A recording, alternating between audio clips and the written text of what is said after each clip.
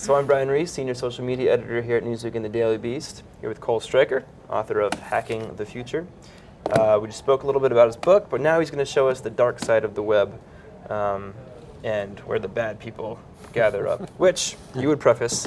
Yeah, I want to reiterate that this trying to lock down identity on the web isn't going to make all of this stuff go away. Yes. It's always going to be there in one form or another because there's always some genius hacker out there who's trying to figure out how to stay one step ahead of the feds. First things first, to get here you need to download Tor, right? So what's Tor? So Tor is a piece of software that you can download that basically reroutes your internet traffic through a series of nodes and essentially obfuscates your behavior online. So once you have Tor, the next step to get to a general listing of what's out there is the hidden wiki. Yeah, so this is one example of a hub of information. When you're looking at it, it basically just looks like Wikipedia. It does. And instead of offering information that you would look up in a usual encyclopedia, it offers information that is essentially illegal or socially unacceptable. Here we've got Bitcoin marketplace, which is an anonymous currency that's used to trade in illicit goods. Here you've got killers for hire. You can see we've got a hitman. Get rid of the paparazzi that are hounding you. Get rid of an ex-wife. You can buy drugs.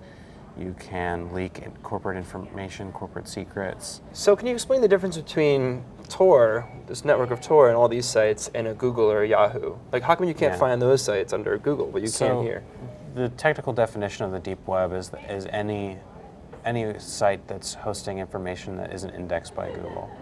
And that would obviously include something like your email or a news site that's behind a paywall. So not everything on the deep web is dark and sinister, but I mean, the places like the hidden wiki, these are the corners of the deep web that are where you can find stuff that's there for a reason, and it's not out in the open because people don't want to get thrown in jail. So looking at all this, it might be easy to say, man, we don't need this. Everyone should have their real name. We should be legislating the internet, making sure this doesn't run rampant.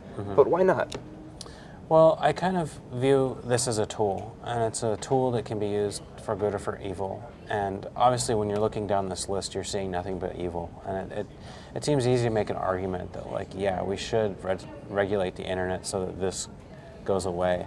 And the point I try to make in the book is that trying to get rid of this is a fool's errand. And in order to create an internet where everything you say and do can be traced back to you would essentially require rebuilding the internet. My theory is that if we were to try to create quote-unquote driver's licenses for the internet, which actually is a proposed piece of legislation by a researcher at Microsoft. So, I mean, these are actual thought leaders that are advocating for this. Such a piece of legislation would only serve to make us just a little bit less free without having any actual impact on this heinous stuff that's going on. Right. Cole Stryker, author of Hacking the Future, out September 13th in bookstores.